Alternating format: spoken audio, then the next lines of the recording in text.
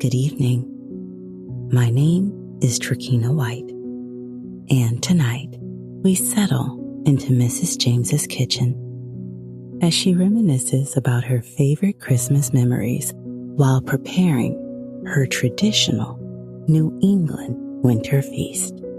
So cozy up under the blankets and prepare for a night of sweet and savory dreams. When you're all settled in, close your eyes. Mrs. James was known as the best cook on Squirrel Island. Of course, in a village as small as Mrs. James, everyone was known for something. Sadie McCullough, who kept the general store, was celebrated for her saltwater taffy, as sweet and sticky as the juice of a wild blueberry. George Harvester was famous for his gorgeous flower garden, with which he had started to create floral arrangements. In midsummer, he would prepare gorgeous bouquets of native New England flowers, such as foxgloves, yarrow, and woodland anemone, and leave them on the doorstep of every lady in town. From little Petunia Smith to Grandma Montgomery, and old Pete Brown, who ran the ferry that brought their visitors over in the summer, was the best fiddler on the eastern seaboard, if you listen to what the town boosters said. Many nights, the town gathered to hear the joyful sound of his playing drifting across the whispering sea, clapping hands and dancing together in the light of the moon. But even in an island as full of talented people as the residents of Squirrel Island believed theirs was, Mrs. James was something special. And it wasn't just her cooking, although there was no denying that Mrs. James was one of the island's most talented chefs. What made her especially beloved in her island community was the love she had always shown for each and every one of her neighbors. Ever since they had left home to start a family of their own, Mrs. James's children had been coming back to Squirrel Island for the holidays. The family house was a vast Victorian mansion perched high on a cliff. It bustled with life and laughter at Christmas time and in summer. But for the rest of the year, it sat quietly as Mrs. James's family worked in the city a few hours away. Opal James wasn't originally from Squirrel Island. One year, many, many years ago, while vacationing with her family there, she fell in love with the son of a fisherman. It was the best summer of her youth. And when her family went back to the mainland, young Opal stayed behind. She married Mr. James, and they moved into the grand old house which had been abandoned, and they restored it to its glamorous state. And for years, the James family grew, lulled by the sound of waves dashing against the cliffs. But what nobody knew, except her husband, was that Mrs. James had a love affair even longer lasting than the 50 years she had been in love with her husband. It was, as her husband joked, her love of Squirrel Island itself. Ever since she was a little girl, she had vacationed there and cherished the unique sensations of life on the island, the pleasurable ache of her muscles as she rode her red bicycle up the crest of Swanee Hill, the cool sea air brushing her face as she raced down to the cove where her siblings splashed and swam on lazy August afternoons. The soft lapping of the waves below her window as she drifted off to sleep at night. The taste of lobster rolls, doused deliciously in butter, on soft white buns at the 4th of July town picnic. And maybe, if her mother wasn't looking, the sweet taste of an extra scoop of strawberry ice cream for dessert. For Mrs. James, Squirrel Island had always felt like home, and there was nowhere else in the world she'd rather be. When she fell in love with Mr. James, dancing close in his arms to old Pete Brown playing his fiddle, she knew it was meant to be. Mrs. James had spent many years in the happiness of Squirrel Island. She had raised a family, cared for her husband. It had been a wonderful life, she thought. Better than she had ever dreamed of when she was a mere girl, watching the island dip below the horizon as her family took the ferry back to the city each year. Now, though, it was her favorite time of year. Time to prepare a feast for the people she loved most in her beautiful home, while her husband was off to collect their grown children ferrying from the mainland. It was Christmas on Squirrel Island, and Mrs. James's children were coming home. She couldn't wait to welcome them back with the traditional New England Christmas feast. There was so much to be done, Mrs. James thought, as she moved through the warmth of her kitchen. While every room in her house was famous for its beauty, the kitchen was the room Mrs. James loved the most. It lacked the grandeur of the living room, or the coziness of the bedrooms with their large dormer windows looking out into the slate gray sea. But the kitchen was the heart of the home. And there, surrounded by her favorite spices and appliances, she was in her element. The whistle of the kettle on the stove, signaling tea was ready, and the smell of freshly baked bread every morning that she and her husband would enjoy before he headed out to work, and the brightly colored wildflowers he picked for her every evening in summer.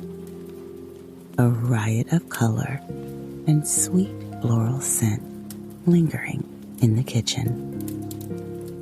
It was also there where visitors most often ended up. Even when Mrs. James set an elaborate table of china and silver lace, guests invariably followed her back to the warmth and good smells of her kitchen. Now, there lingered the sweet smell of her famous cranberry pie, which she had just put in the oven. Her own favorite holiday dessert had always been her mother's Christmas pudding, but the children loved her cranberry pie most.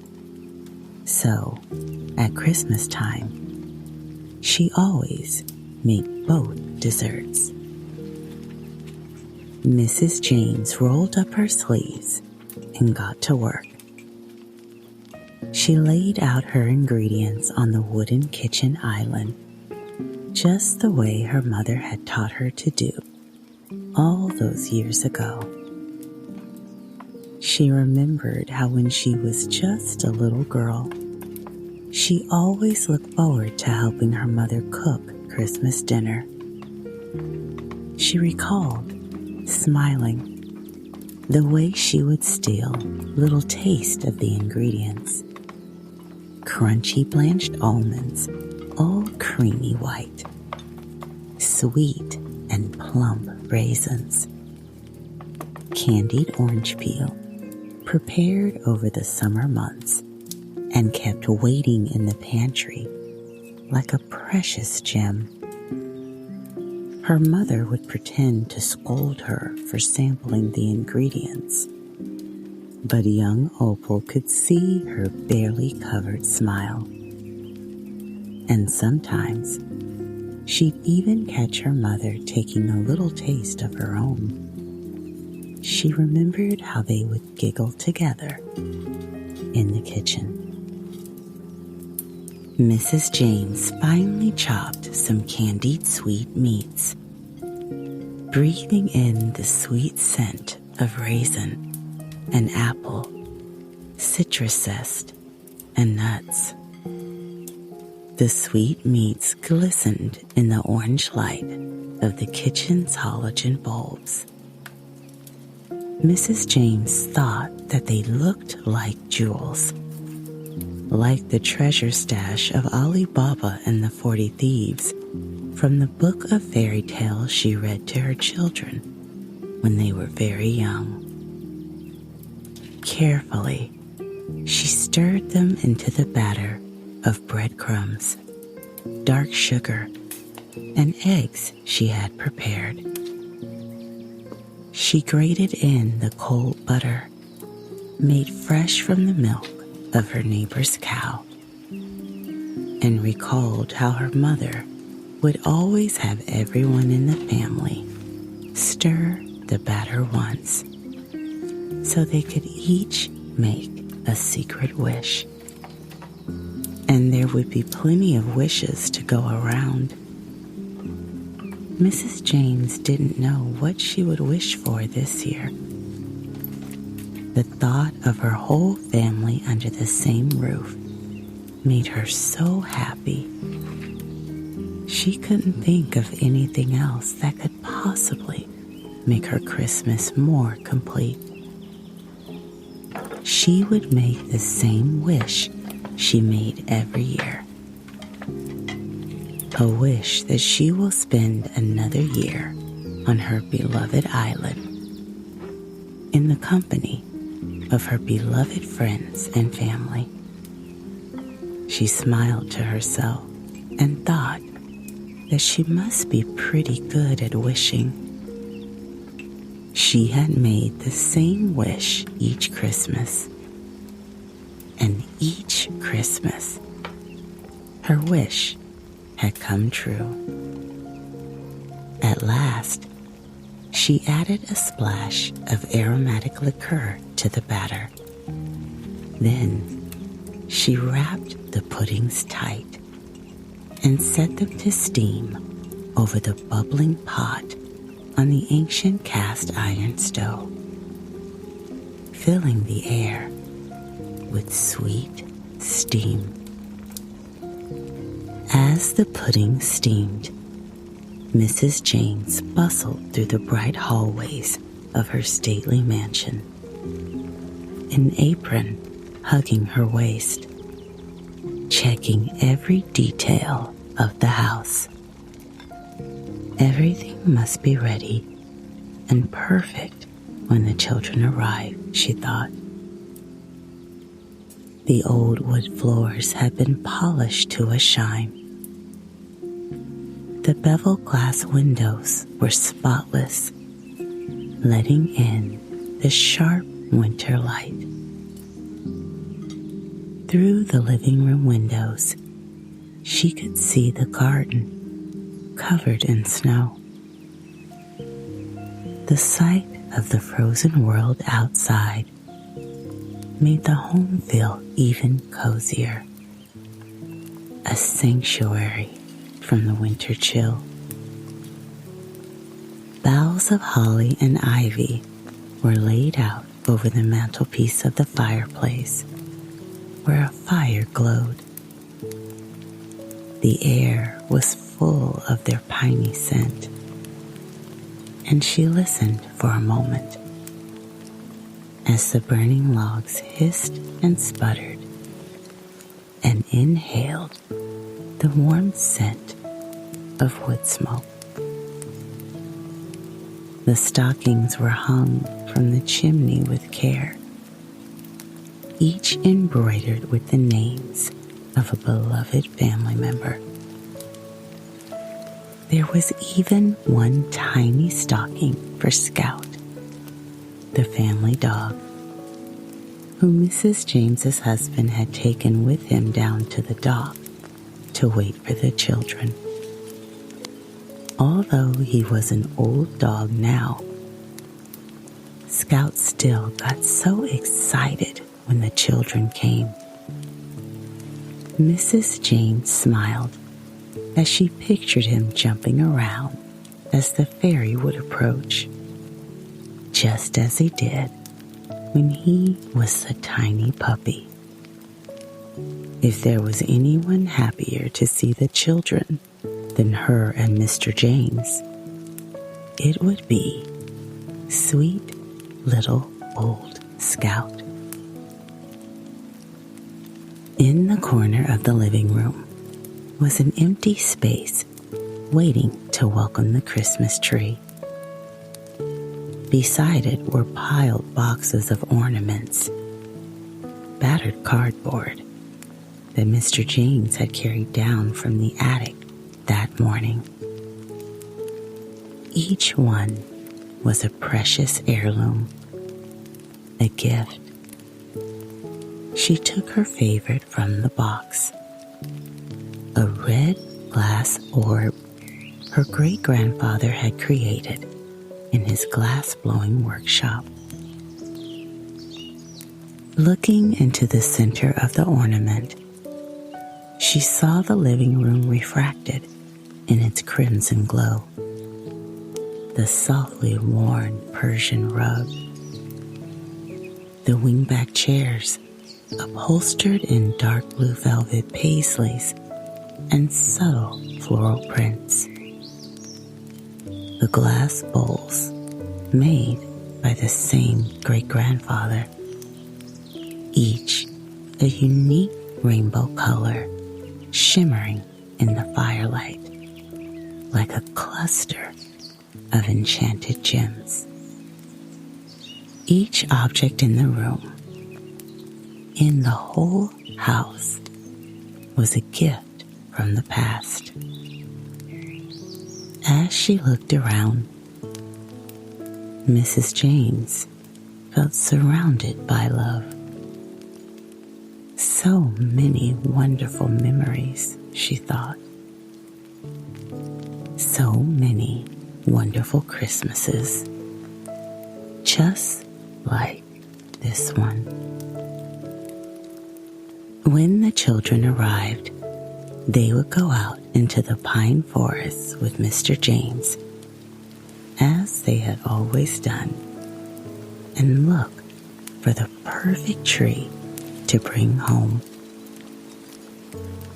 She remembered when the children were very small and how she and Mr. James would pull the sledge loaded with little ones deep into the heart of their neighbor's woods. Together, the family would select the perfect tree. They would watch as Mr. James chopped it down with his father's axe. The yellow wood handle shining warmly in the winter sunlight. She remembered how they would laugh as they struggled to pull the tree all the way through those wide, snowy fields, making their way back to their cozy family home. But there was still so much to do, thought Mrs. James. Soon, the ferry would be pulling up at the dock. She mentally reviewed her Christmas menu. The same set of dishes she had made every year, because these put a smile on the faces of every family member the minute they took that first delicious bite. They would start with her famous rosemary and cheddar cheese straws, crisp from the oven and oozing aged cheddar. She thought back to the year when her eldest daughter had requested they make a batch of these cheese straws for all her fourth grade classmates. Although the classes on the island's little red schoolhouse were small, it was still quite a production rolling out all those sheets of puff pastry. Mrs. James could still remember the mess in the kitchen. Every surface covered in flour and grated cheddar. But how it had made the children happy. Next would come the soup course. Mrs. James always used her mother's china on special occasions like these. Purchased on a European honeymoon by her grandmother, each dish in the china set had been cherished and handed down by generations of Mrs. James's family. The material was so thin that when you sipped from the minute teacups, you could see the light of the chandelier glowing warmly through the side. She gave the soup a stir and lifted the ladle to her lips to savor her famous potage, a savory apple and pumpkin soup flavored with caramelized onions. After the soup course, the real feast would begin. Glazed orange duck and roast beef with gravy would be the piece de resistance.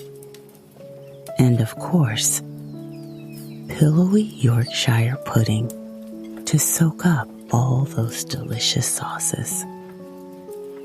These weren't traditional New England dishes, but rather culinary memories from her past trips to both France and England. As for the vegetable sides, these changed every year. Mrs. James would spend the Sunday before Christmas at the market, scouring through the local offerings. This year, she had decided on tiny sweet pearl onions and baby carrots. The former to be caramelized in butter and scented with thyme, and the latter to be glazed with brown sugar and a splash of lemon juice. Oh, and everyone's favorite, of course, a heaping plate of creamed spinach. That was the one vegetable dish that never changed after all. But even with all these plans, Mrs. James felt that she had forgotten something. She wondered if there wasn't anything she could add to make her holiday table even more delicious. Why, a heaping bowl of mashed potatoes, of course. Mrs. James liked to dress them up in Colcannon style, in homage to her husband's Irish heritage. The creamy potatoes would be laced through with caramelized leeks and wilted cabbage, adding a delicious complexity to the savory dish. It was one of the first things she had ever cooked for Mr. James, back when they were first courting. How wonderful it had been, Mrs. James remembered, to see his face light up when he took that first bite. Sometimes, he joked, that it was the moment when he first tried her Colcannon that he decided to propose. She took out her husband's favorite bowl to mash the potatoes in, the one that belonged to his mother, made of glazed clay, painted white, and speckled with deep sea blue. The heavy earthy bowl felt reassuring in her hands. As she cooked, she hummed her favorite Christmas carols under her breath.